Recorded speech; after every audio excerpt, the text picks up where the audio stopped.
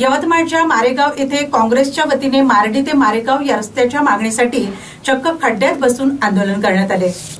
प्रशासनाच्या दुर्लक्षामुळे मारेगाव भालेवाडी रस्त्यावर मोठे खड्डे पडले आहेत।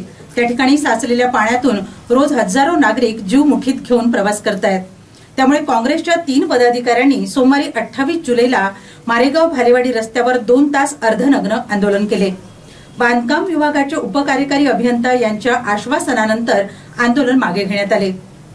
मारेगाव ते मार्डी येथील 6 किलोमीटरच्या नवीन रस्त्यासाठी 3,85,00,000 मंजूर झालेत। त्याचे टेंडरही आले, परंतु अजूनपर्यंत काम सुरू झालेले नाही। त्यामुळे नागरिकांना त्रास सहन करावा लागतो आहे। प्रशासन डागडुजीच्या नावाखाली साईड पट्ट्यावर केवळ थातूरमातूर काम करून जनतेची डोळ्यात धूळफेक करीत असल्याचा आरोप स्थानिकांनी यावेळी केलाय। त्यामुळे तालुक्यातील काँग्रेसचे तालुका अध्यक्ष मारुती गौरकार, नगरसेवक आकाश बत्की, कृषी उत्पन्न बाजार समिती संचालक अंकुश माफूर यांनी भालेवाडीजवळ पाण्याने भरून असलेल्या खड्ड्यात अर्धनग्न आंदोलन करून प्रशासनाचे लक्ष वेधले।